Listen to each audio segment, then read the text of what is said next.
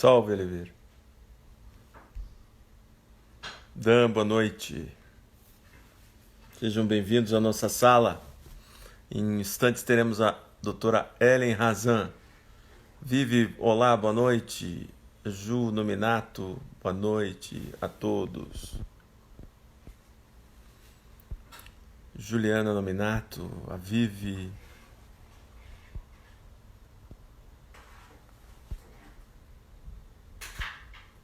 Joyce Coelho, olá Joyce, boa noite.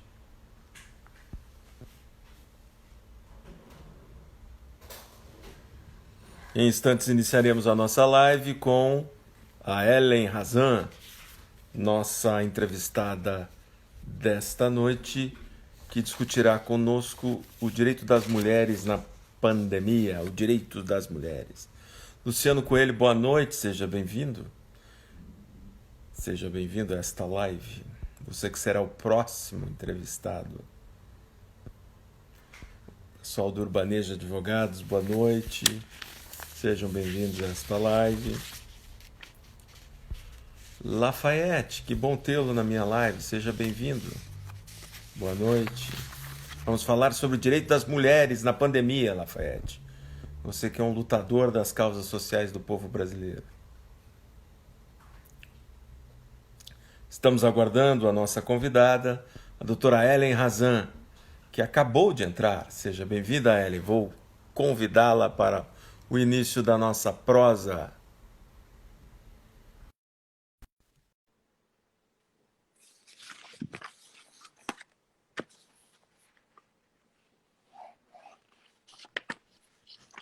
Oi, Boa Ellen, boa noite. noite. Tudo bem? Tudo bem, e você? Também, Me ouve, também. me ouve bem? Me vê bem? Tô com camisa Eu xadrez, também te ouço. Então, olha aí. Sem saber, já usei uma camisa que você gostava, veja. viu só? Ellen, você está em BH? Tô em BH. Como está o tempo em BH? Frio, muito frio. Olha, de Frio. blusa. De blusa em BH é Duas. sinal que a coisa tá feia, hein? É, aqui tem feito uma média de 14 graus. Hum, Tá bem frio. Tá hum. bem posicionado o celular? Tá ótimo, tá ótimo. Se você quiser baixar um pouquinho só para pegar mais o teu rosto, fica melhor. Aí, Assim? excelente, excelente, excelente. A gente em 2 minutinhos começa, mas por aqui a gente está com uma oscilação de dia esquenta, de noites frias, já deu 7, já deu 6 graus. Aqui o friozinho pega mais, né? Insuportável para mim isso. Não, não, é bom, é bom. Dá para tomar um vinhozinho, Não, enrolar mais na eu não coberta. gosto de sentir frio. Ai, ai, ai. Mas, veja, eu vou registrando enquanto isso o pessoal que vai entrando, Ellen. O nosso querido Mário já está presente. Boa noite, o nosso querido Mário, editor-chefe da RTM Editora. A Ei, Flavinha, Mário. a Denise, minha colega de escritório, o Lafayette, que é um grande batalhador, o doutor Luciano Coelho, que é juiz do trabalho, o Dan Gaspar, que é aqui da ADJC do Paraná. Então, a BJD e a DJC se encontrando nessa live, né? Ótimo. O Urbaneja, a Flavinha, a Ana Lúcia, nossa colega, advogada também, seja bem-vinda, Ana. Mike, meu ex-aluno, a Érica Denegre, nossa querida colega advogada em Brasília, o Bruno.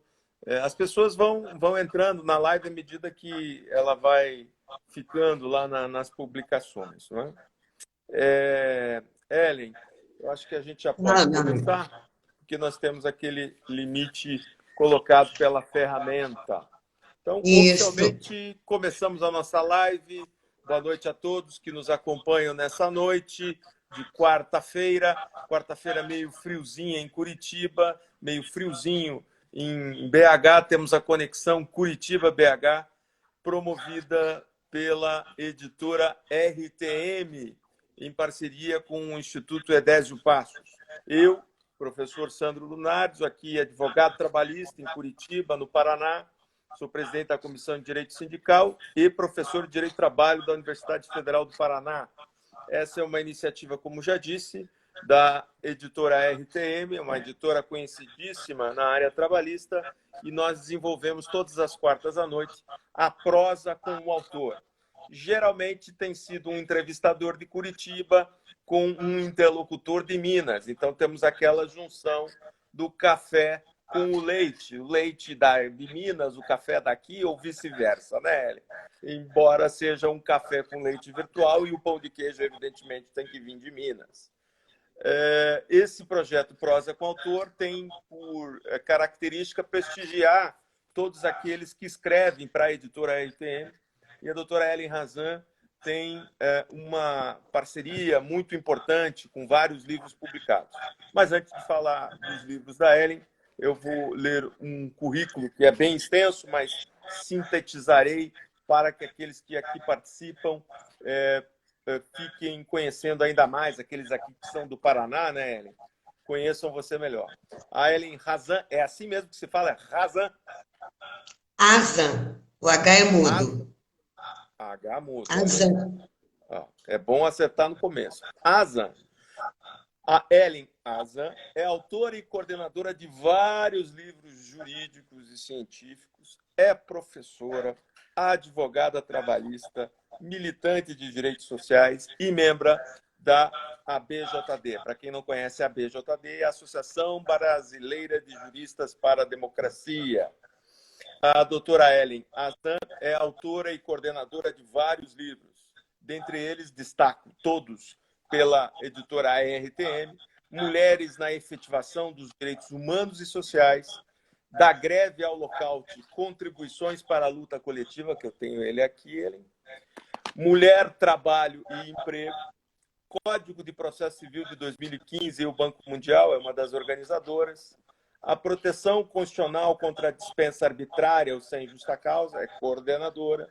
Alguns aspectos sobre terceirização, também sob sua coordenação.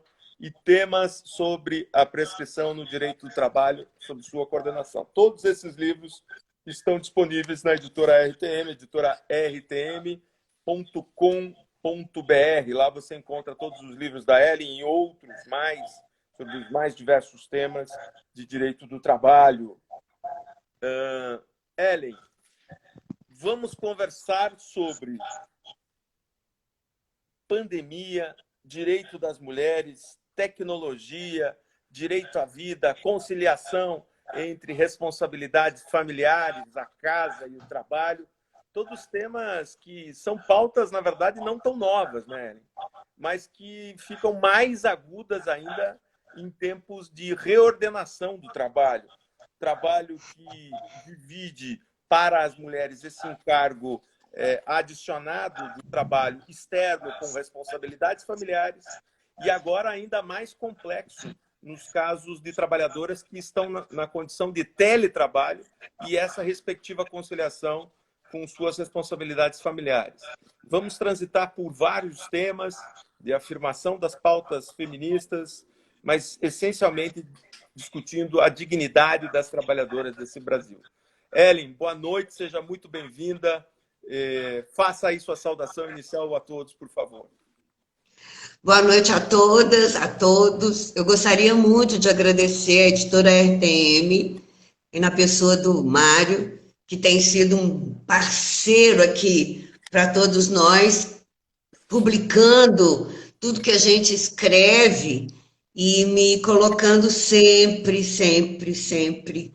como parte do editorial da RTM. Eu agradeço muito. E queria também saudar o Edésio Passos e todas as pessoas que carregam o nome de Edésio, um grande amigo.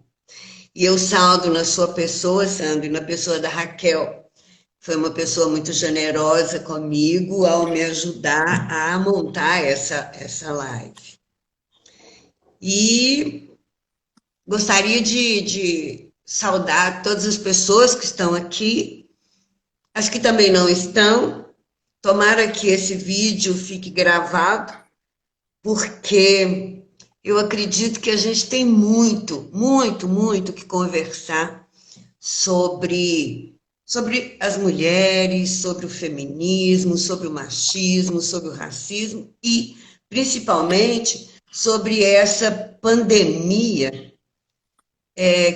que a Organização Mundial da Saúde chama, sabe, Sandro, de pandemia das sombras, que é exatamente essa violência contra mulheres, meninas, contra, além do machismo, também o racismo, a LGBTfobia, a homofobia, tudo isso é pandemia, mas é uma pandemia que fica muito escondida e que às vezes nem nós, mulheres, conseguimos detectar realmente o que está acontecendo. Então eu faço aqui a minha saudação e estou muito feliz de estar aqui nessa prosa com você, Sandro, muito feliz. Legal, legal, Ellen. Já como te disse, eu vou fazer aquela repassada inicial como radialista de interior, registrando todas as presenças que já se integraram a essa sala. O Gustavo, o Manuel, o Roberto Vaz, advogado trabalhista, a Elísia, a Renata, o Zé Santos, o Fabrício, que é juiz do trabalho, a Lídia, a Marilena, o Bruno, que também acho que é de seu conhecido. Eu começo a nossa prosa, Ellen, lendo a letra de uma música da Elza Soares. Ela diz assim, o nome da música é Maria da Vila Matilde. Começa assim: cadê meu celular? Eu vou ligar para o 180. Vou entregar teu nome e explicar meu endereço. Aqui você não entra mais. Eu digo que não te conheço e jogo água fervendo. Se você se aventurar, eu solto o cachorro e aponto para você e grito: pega, pega, pega! E quero ver você pular e correr. Essa é a vida das mulheres do Brasil, especialmente as mulheres lutadoras da periferia, mas também nas mulheres de classe média e classe alta. Não se desconhece essa epidemia da violência familiar, não é, Ellen? Indo para o nosso primeiro tema, e você trata da pandemia das sombras, como é que fica essa questão de igualdade de gênero no meio de uma crise sanitária? Como é que isso estabelece ou repactua as relações entre gênero, entre violência, esses temas que estabelecem sempre um problema candente na sociedade, mas que ficam mais agudos em tempo de crise e pandemia, não acha, Ellen? Mais ou menos, eu acho mais ou menos. Porque existe um debate no feminismo, sabe, Sandro, sobre essa questão de gênero. Porque quando se diz gênero, na verdade, são características atribuídas pela cultura, por mitos, do que seria papel do homem e do que seria papel da mulher. Então, assim, dentro do feminismo, a gente não trabalha muito essa questão do dizer que existe aqui uma ideologia de gênero, existe aqui uma ideologia masculina, não. Porque isso é uma visão machista no entendimento de muitas pessoas dentro do feminismo. Porque nós vamos ter, assim, o sexo, que é um aspecto biológico, né? Macho, fêmea. E o gênero é exatamente essa característica atribuída. Sexo masculino vai para o mundo público e o sexo feminino se naturaliza, também isso é um mito, dentro das atividades privadas. Então, as mulheres ficam com o trabalho doméstico, do lar, e os homens com o trabalho fora de casa. Então, isso deixa a gente pensando se essa característica, quando se coloca a palavra gênero, não seria bem a visão machista, a visão masculina de mundo, que não é a que nós temos. Nós temos uma visão do masculino e do feminino, né? Mas em conjunto, sem inimizades, apesar do machismo. E em relação a essa questão da pandemia, tem muita gente dizendo, olha, a pandemia aumentou a violência dentro de casa. Ô, Sandro, eu fico pensando, não é a pandemia que aumentou a violência, essa violência já existia. Eu acho que agudizou a violência, porque quando você vive com um agressor, quando você vive com uma pessoa que não te respeita, existem passos, não é? Eu ouvi outro dia de uma delegada e ela vai dizendo, olha, são passos. Primeiro, ele vai implicar que você não deve usar essa roupa. Segundo, ele vai exigir que a casa esteja arrumada, que as crianças não façam barulho, que ele tenha tempo de ver a televisão, de ver o jornal, ou de trabalhar, ou seja lá o que for. Mas esses são passos que vão chegar, claro, no feminicídio, na violência contra mulheres, na violência contra as meninas. Então, assim, eu não acredito que a pandemia causa essa violência. Eu acho que ela agudiza aquele que já era um agressor, sabe? Então, assim, o que nós temos é um aumento de feminicídio, de violência contra a mulher, de 30%, porque as pessoas estão em casa. 30% no mês passado. A gente ainda não tem dados do que aconteceu no Brasil neste último mês, né? Nesse mês de abril para maio. Nós temos a de março, que foi exatamente no iníciozinho, veja bem, no início do afastamento da quarentena, entre aspas, nós já vamos ter um aumento de 30%. Mas não é em decorrência da pandemia, é em decorrência de se conviver e se viver com agressores sem fazer o que a Elza Soares fala. Joga água fervendo, põe para correr, não vai entrar mais aqui, vou ligar para o 180, procura delegada, procura ajuda nas outras mulheres, né? Então, assim, dentro dessa característica de gênero, eu prefiro falar em feminino e trabalhar com o feminismo. Eu prefiro dizer mulher, mas fora do conteúdo cultural, não é? Eu enxergo assim a questão entre masculino e feminino. Uhum, uhum. E aí nós vamos ter também... Oi? Não, pode seguir. É porque nós vamos ter também, assim, agora dentro da classe trabalhadora, nós vamos ter também 90% das pessoas que trabalham como domésticos são mulheres.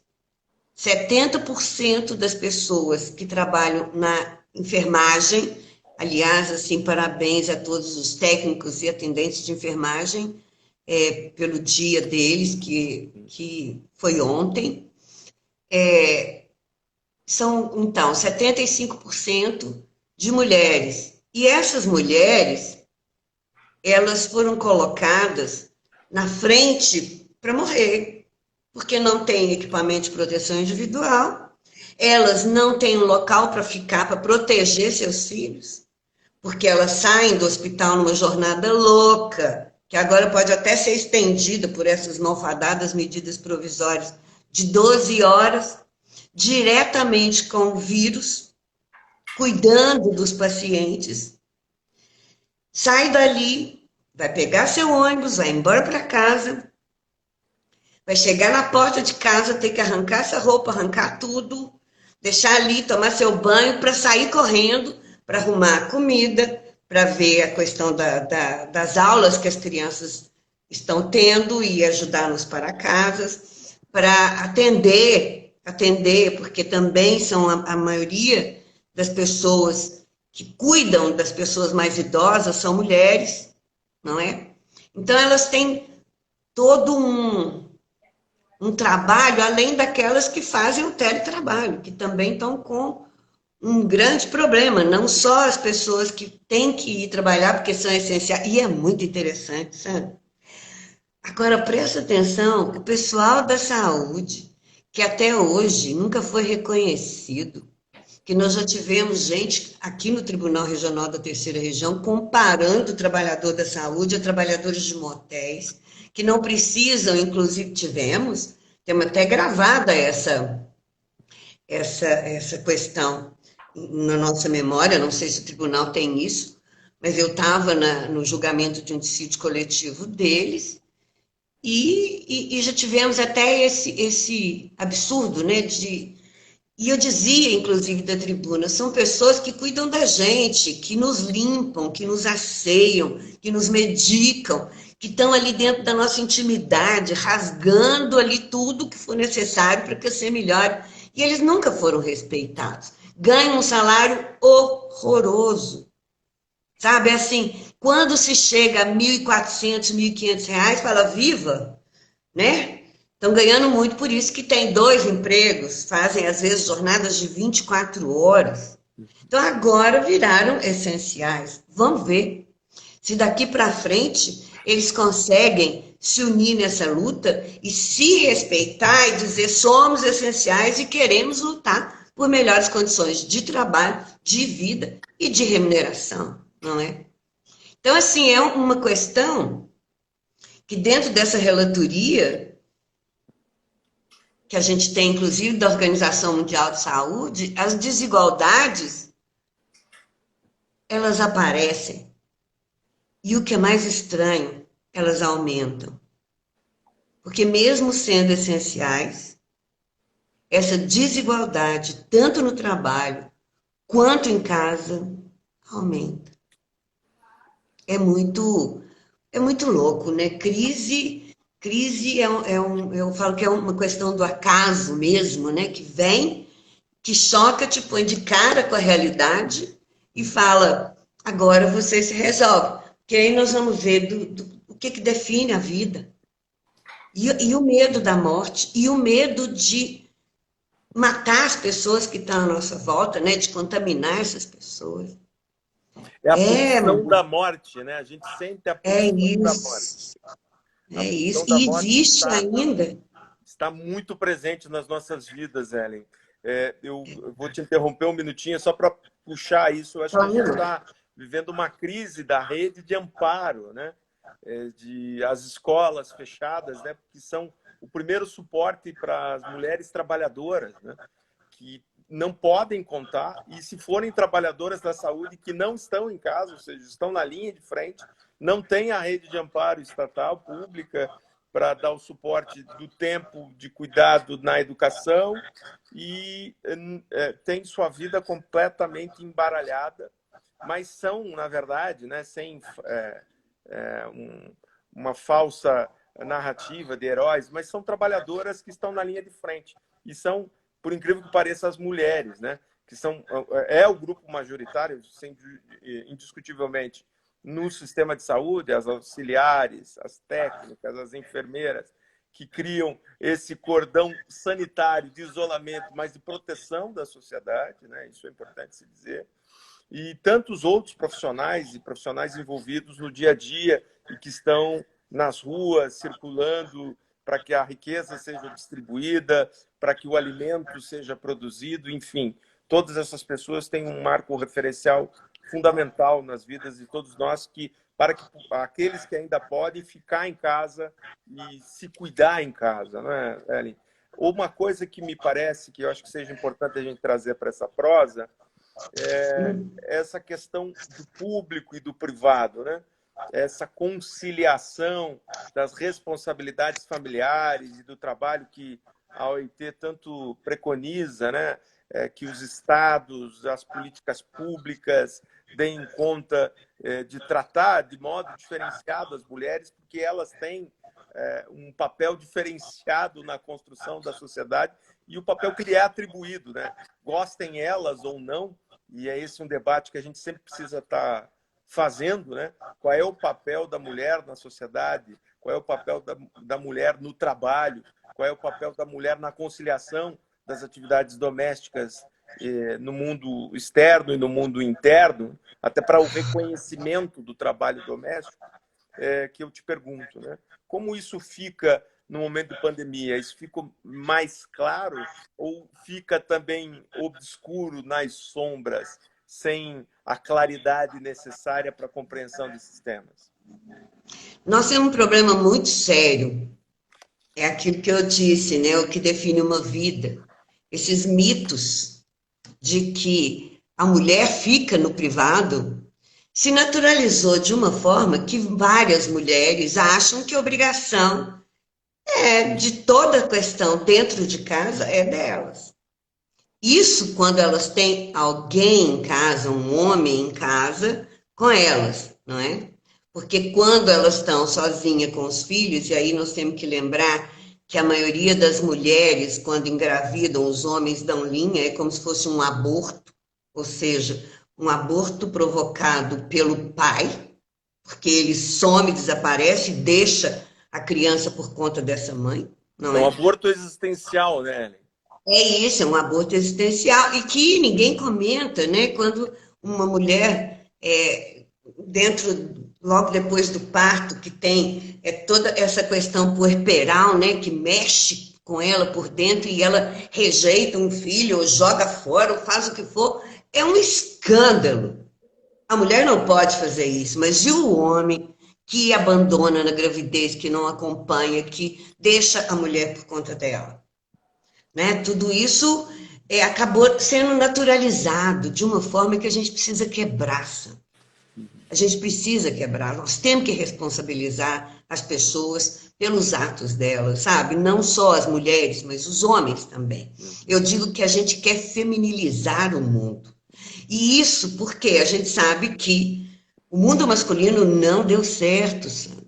Sinto muito por você, mas você é um feminista.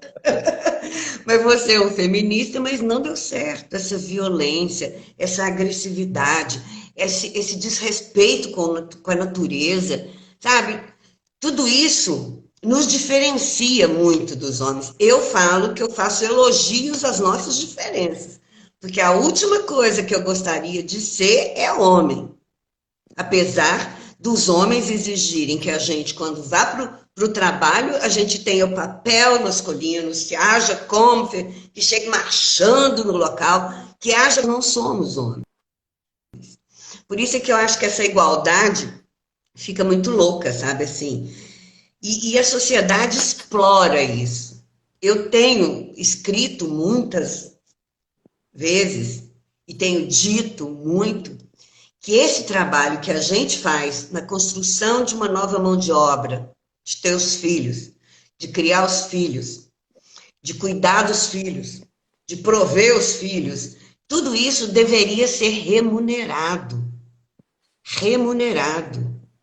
Porque quem se apropria disso? Se eu tenho um homem, um companheiro dentro de casa, e eu me sujeito a isso, ou sou levada a isso por achar que isso é natural, esse homem vai chegar em casa cansado, eu vou descansar ele, eu não vou deixar ele ter problema com as crianças, eu não vou levar um problema muito sério para ele vai ter comida, roupa lavada, ele vai voltar para o capitalismo no dia seguinte feliz e descansado. E esse papel que eu cumpri de deixar esse homem feliz para ir produzir bastante para o sistema capitalista, isso tinha que ser remunerado. Mas você disse aí bem, o Estado Bom, hoje não adianta nem falar em Estado, a gente nem sabe o que é que a gente tem, porque o machismo e a violência, e aí eu não sei se eu devo dar nome aos bois, mas esse fascismo que tá nos consumindo, né, através desses poderes, esse tititi do Maia com o Bolsonaro, que não leva nunca o impeachment, ainda avisa o Bolsonaro, olha, é melhor você adiar o Enem, porque você vai perder a votação, sabe? Essa coisa das comadres ali, horrorosas, dos Ou dos compadres compadres, horrorosos. né, Ellen? Compadres, são compadres. E comadres, porque a gente faz isso mesmo, a gente defende a mulher, sabe? A gente faz isso com as comadres da gente. Então, assim, tudo isso fica ainda mais difícil da gente ter o Estado provendo local para a gente deixar nossas crianças, escolas, material, como hoje eu vou exigir que uma escola pública tenha aula remota se eu não tenho internet, se eu não tenho celular. E uma coisa que assim, existe uma exploração da sociedade tão grande, mas tão grande, e o machismo é tão violento, tão mal cheiroso, que eu tenho sido procurado por várias mulheres que são chefes de família, que vivem sozinhas e que cuidam dos seus filhos, para ter o benefício. E quando elas chegam lá e colocam o CPF das crianças, o suposto pai já recebeu, em nome dessas crianças, o auxílio emergencial do governo. E essas mulheres têm que sair para a rua para pedir ajuda, para tentar arranjar o alimento para colocar dentro de casa. Então, assim, é uma cultura mal cheirosa mesmo, que nós não podemos aceitar mais, né? Essa questão da exploração do capitalismo mesmo. O capitalismo tentou colocar um marco zero, falando que as mulheres só passaram a trabalhar depois que veio o capitalismo. Isso não é verdade. Né? Na verdade, o machismo, o patriarcado, isso veio logo depois da caça às bruxas. Né? Nós tivemos 500 anos matando mulheres. E essas mulheres que ficaram com muito medo e se trancaram mesmo dentro de casa, e os homens não deixavam elas saírem, e daí veio toda essa questão da sexualidade, de controlar a sexualidade da mulher através do homem, né? O herdeiro tem que ser do homem e não o que nasceu da mulher, né? Todas essas questões loucas, mas é uma exploração não só sobre a vida, o corpo, sobre o nosso tempo. Nós, mulheres, somos, Sandro, por mais que as pessoas não queiram acreditar, seres humanos. Nós somos seres humanos e somos capazes de tudo.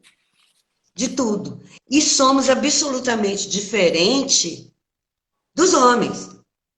Claro, eu não posso colocar aqui genericamente, porque tem muita mulher machista ainda. Muita mulher machista. A gente está vendo uma saindo agora de uma secretaria de cultura aí, né? Mas tem muita mulher machista ainda, mas sinceramente, eu acho que nesse momento as mulheres começam a se enxergar mais, na medida em que elas falam, poxa, mas isso não pode ser. Por que que eu tenho que falar, meu marido me ajuda? Não, nós vivemos juntos, eu trabalho, eu trago dinheiro, eu trago comida, ele também. Então, por que que eu tenho que fazer o trabalho da casa toda e das crianças sozinha? Não. Sabe, as pessoas vão começar a enxergar isso porque agora está muito agudizado.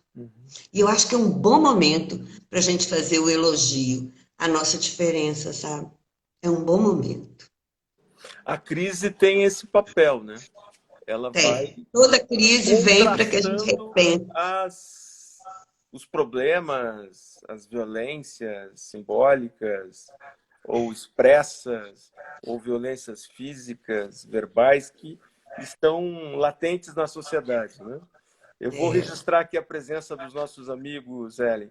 O professor Marco Serral, meu colega da Universidade Federal do Paraná, a Cris Carvalho, o Marcelo, a Flor D412, a Karina, a Michele, a Denise, o Marcos, o Arthur, a Hilda Brezinski, que é juíza do trabalho aqui em Curitiba, a Catiê, a Suzana Perboni, nossa colega lá de Cascavel, no oeste do Paraná, a Mulheres no Compliance, o Silvio Nogueira, a nossa querida professora e colega da Brat, a Benizete Ramos, a Luciane, o Rafael Felipe, o Lauro de Campos, o Andrews, o nosso querido juiz, também autor da RTM, Kleber, Lúcio de Almeida, e a Marilena Wolf Braga faz a seguinte questão, e traz um tema para o debate.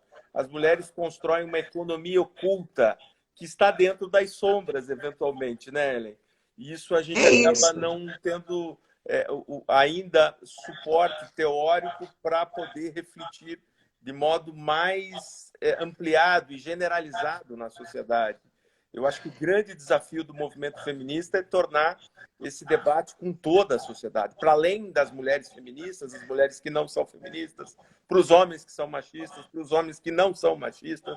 Eu acho que esse é o grande desafio de conquistar corações e mentes, para que esse discurso que, às vezes, porventura, em alguns temas, pode até me tocar ou me desafiar até de várias coisas que você me disse, mas que a gente tem que lançar novos pontos de vista sobre eles, Ellen. E isso é fundamental, porque senão a gente naturaliza coisas que precisam ser avançadas. E o Brasil ainda se encontra num estágio muito atrasado nesse tema, né? Eu queria te fazer uma Mas nós provocação. temos marcos teóricos. Pois Existem os marcos vamos teóricos. levar para E dentro da existe a universidade. vivência. Existe a vivência. Você vê tudo isso. Não vê? Claro. E aí, dentro disso, você trabalha dentro de você para quebrar com essa cultura. Mas não é interessante para muitos homens, né? Eles se sentem mal. E você vê, dentro da profissão que eu exerço como advogada, é impressionante o machismo. O Impressionante. nosso Se você segmento É não é impressionante. fácil. Se você começa a ter alguma visibilidade, se você começa a. Eles se sentem ameaçados, te rejeitam, te afastam, te impedem, e depois falam: não sou machista. É sim, são sim. Porque não suportam a concorrência de uma mulher. Não dão conta disso, sabe? E por mais que essas pessoas sejam pessoas, inclusive, vamos dizer assim, progressistas, elas não dão conta. Então, essa sombra, tem que ser quebrada por nós, mulheres, inclusive, porque 52% da população, sabe? E somos mãe do restante.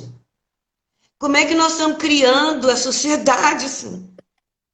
Nós somos mães do restante. Ou Sim, sim. avó, ou Dos mãe, outros ou tia. 48%.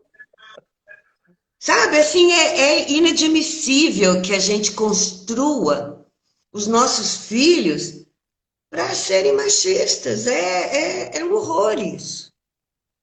Sabe, assim, o feminino e o masculino, eles têm que conviver. Nós somos diferentes, ainda bem, já te disse isso, elogio da Sim. diferença. Nós somos diferentes, mas nós somos muito, muito, muito competentes em tudo que a gente faz. E somos pessoas, seres humanos, muito fortes. E que sabemos hoje lidar com o mundo público, com a questão pública e não só o privado. A gente acumula os dois e a gente sabe lidar com isso. O que a maioria dos homens não dá conta. Aliás, a maioria dos homens não estão dando conta nem do público, que estão desempregados, porque não conseguem trabalho, não conseguem, né? Tá essa loucura que está o Brasil e que está o mundo de desemprego. Na hora que você pensa que 70 milhões de pessoas pediram o auxílio emergencial, isso significa 70 milhões de pessoas desempregadas. Fora os do auxílio familiar, né, que já estão lá no Bolsa Família, e outros do governo. Então, assim, é uma loucura. Eu E sempre aí digo eles ficam com raiva do capital, com raiva do patrão, com raiva e descontam em quem? na mulher, na Na esposa. mulher. E veja, essa crise ela desvelou algo para mim muito significativo no meio desse processo. Nós temos pessoas, em primeiro lugar, que não existem para o Estado, portanto, sequer têm o registro civil, não existem para o Estado e, logo, por conseguinte, não existem para o fisco, porque não tem CPF, ou seja, elas não existem do ponto de vista jurídico e nem econômico. E, além disso, elas não existindo do ponto de vista civil e econômico, elas não existem do ponto de vista bancário, por óbvio, né? Não tem inclusão bancária.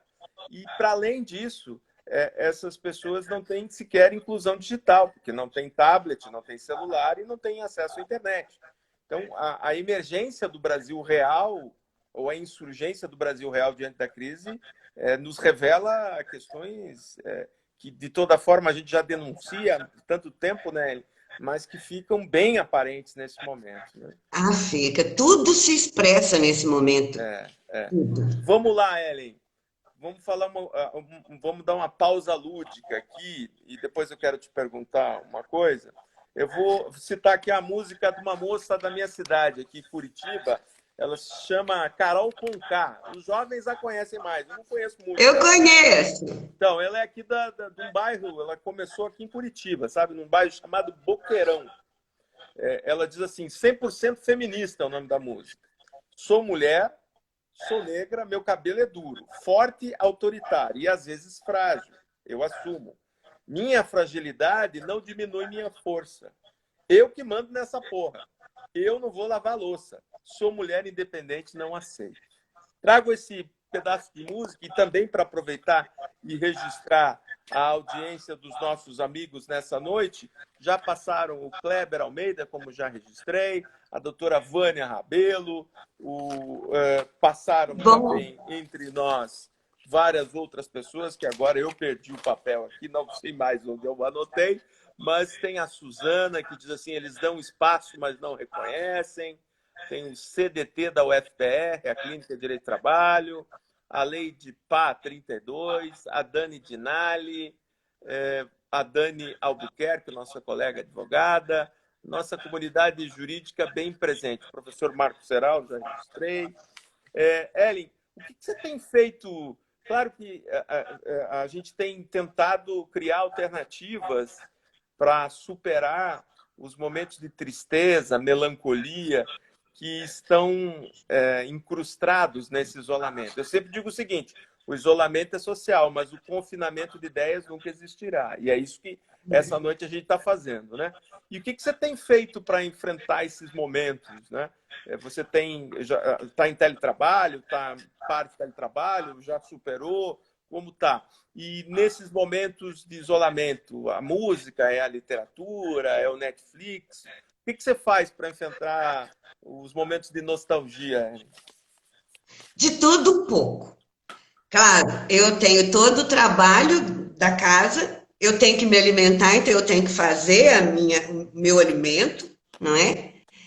Eu estou lendo um livro que eu estou amando, que chama 4321, do Paul Auster, que é Bota mais perto literatura. da câmera aí, para todo mundo ver. Como chama? 4321. E diz o que é esse livro?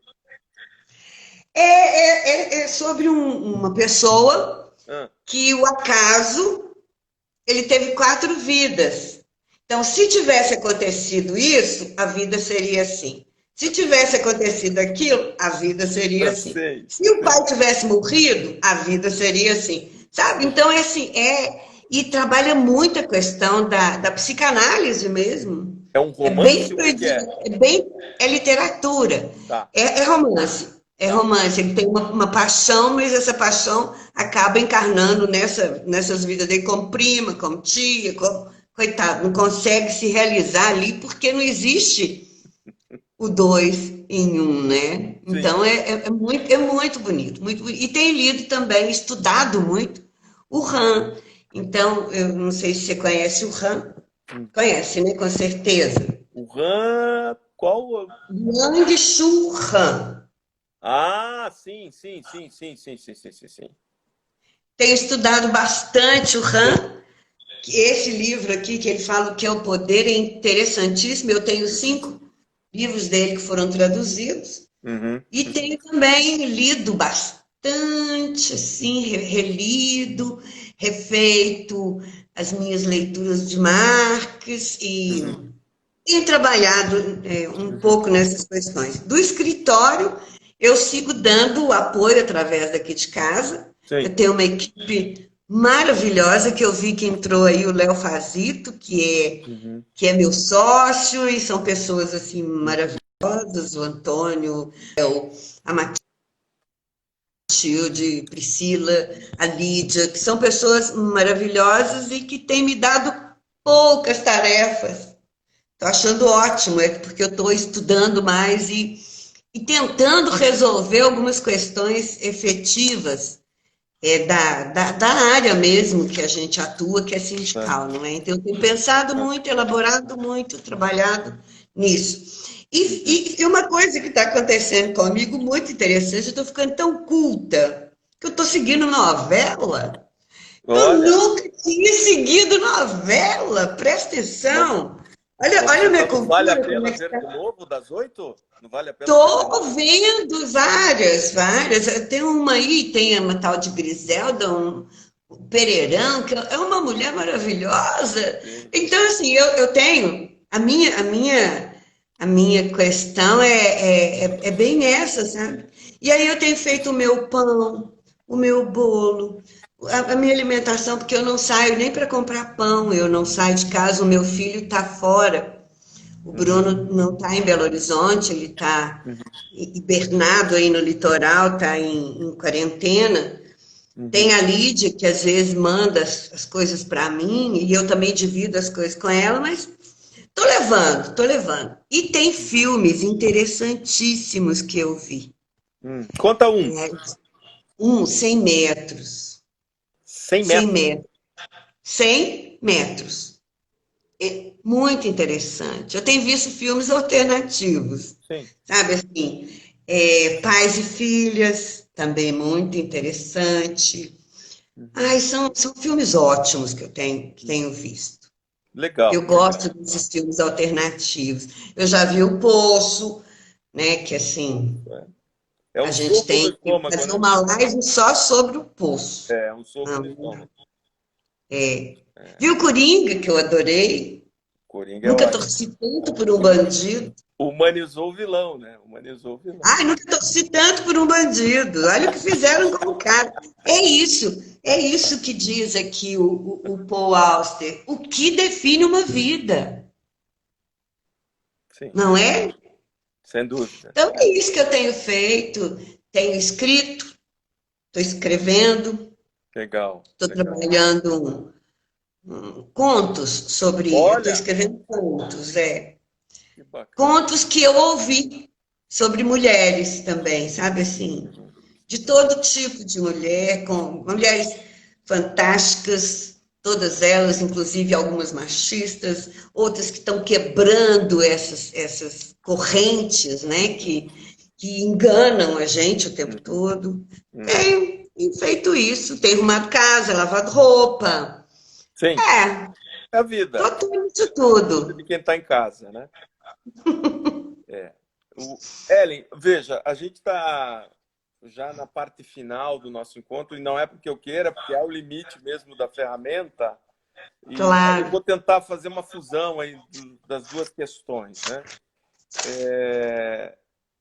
E vou te levantar o seguinte tema.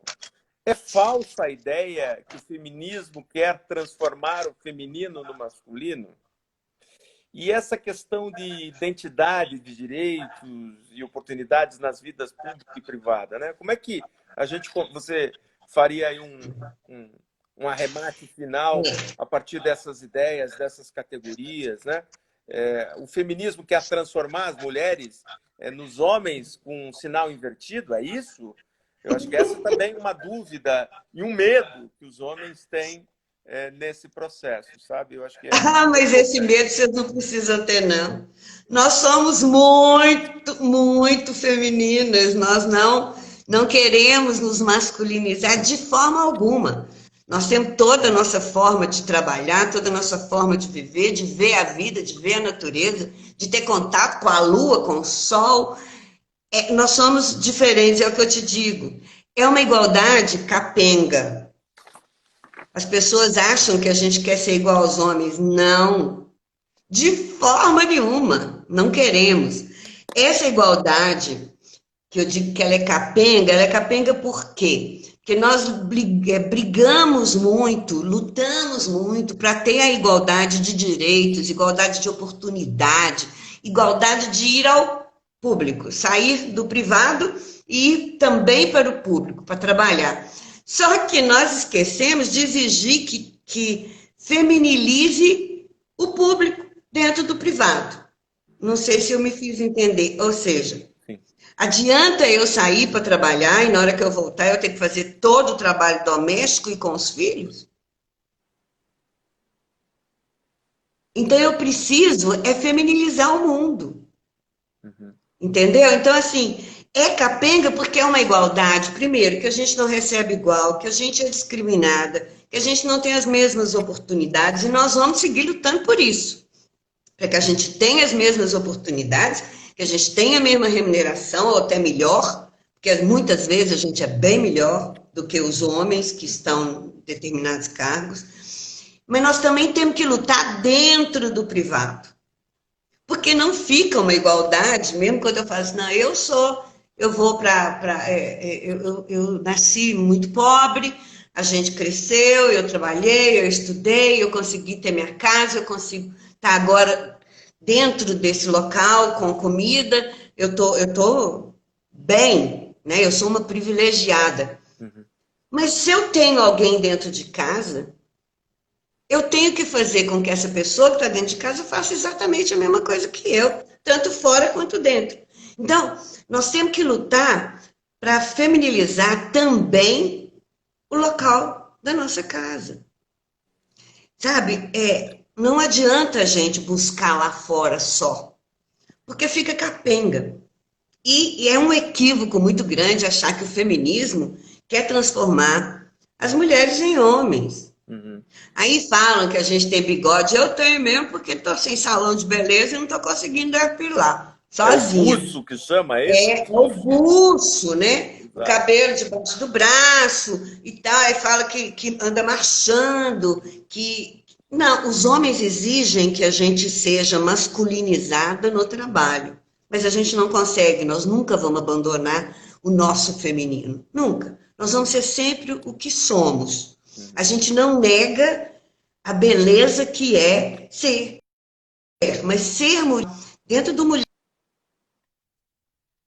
que nós somos, não é? E aí eu digo que é uma igualdade capenga, porque a gente ainda precisa trazer isso para dentro de casa para ver se a gente não constrói novos machistas e combata o machismo também dentro de casa. E E com agora isso, tem um detalhe que eu acho muito importante, só para dar uma encerrada, que é o feminismo 99%, que eu me adequo completamente a ele, sabe? Porque o que que ele diz?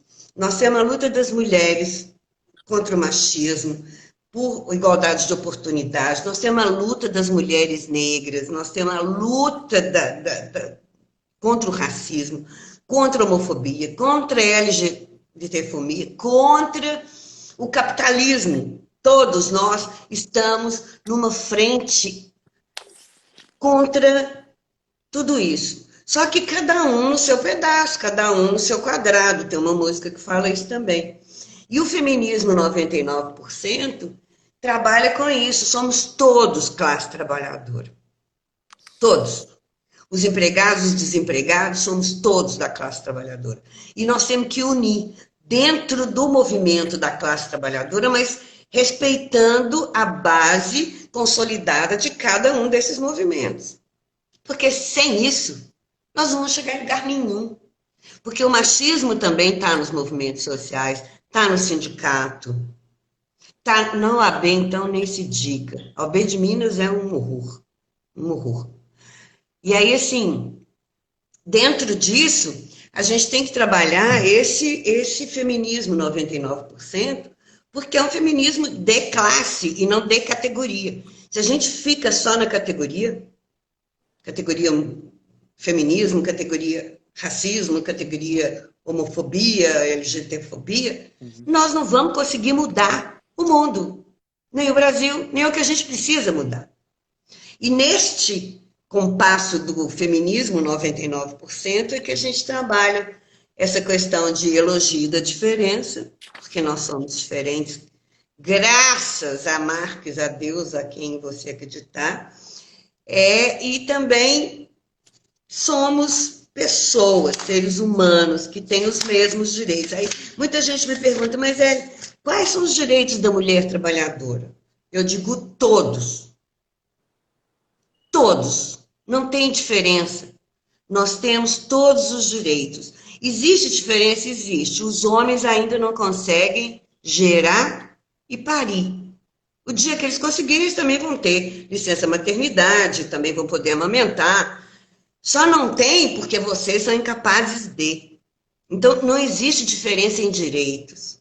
Nós temos principalmente, Sandro, principalmente, o direito a uma vida digna, a uma vida plena, sabe? Não é uma vida mais ou menos. Não, nós temos direito a uma vida plena.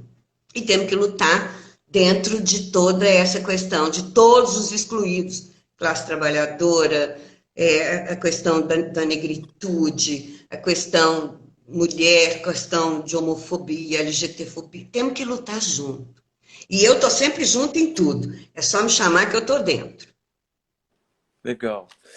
Ellen, assim, o papo tá ótimo, a prosa é sensacional, mas o tempo avançou, né? Acabou? Nossa. E tá bem no finalzinho para que o Instagram não nos derrube.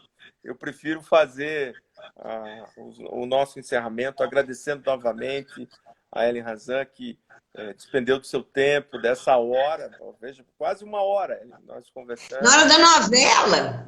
Olha aí, a nossa concorrência. Eu não sei quais são as lives de cantores sertanejos que nós estamos concorrendo, eles que se cuidem, né? Mas é fundamental. Eles que se cuidem, eu não assisto.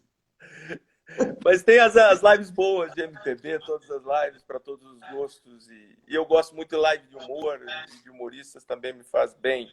Mas agradecer você, Ellen, por ter nos cedido o teu tempo para trazer um tema que ainda ele é pouco conhecido, ainda é marcado por fortíssima incompreensão e preconceito também, que é o debate do feminismo e do feminismo no mundo do trabalho.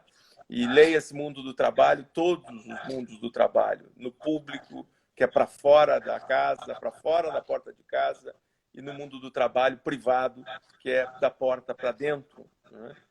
Certamente essa noite me trouxe vários aprendizados, desafios conceituais, né? Porque nós homens estamos formatados nessa sociedade machista, mas é fundamental ouvir para aprender, refletir e, obviamente, repensar conceitos, atitudes e comportamentos na vida em sociedade.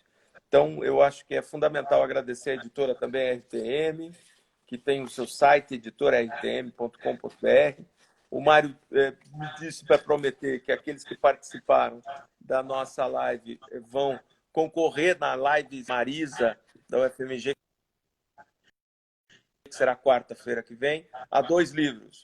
Há um livro seu sobre feminismo e ao livro que eu coordeno, que é sobre tutela coletiva do trabalho. Então, no próximo encontro, teremos um sorteio que é patrocinado pela editora RTM. Ellen, a gente está com os segundos finais. Eu queria que você se despedisse e mandasse um abraço a todos. Beijos, abraços, fraternidade, porque solidariedade é pouco. E dizer, olha, nós somos uma sociedade, e quanto sociedade a gente tem que ser solidário. Nós vivemos em comunidade, mesmo estando assim afastados, nós somos uma sociedade, por mais que a necropolítica nos negue isso. Nós somos isso. Viu? Beijinho e muito obrigada, Mário, muito obrigada, Sandro.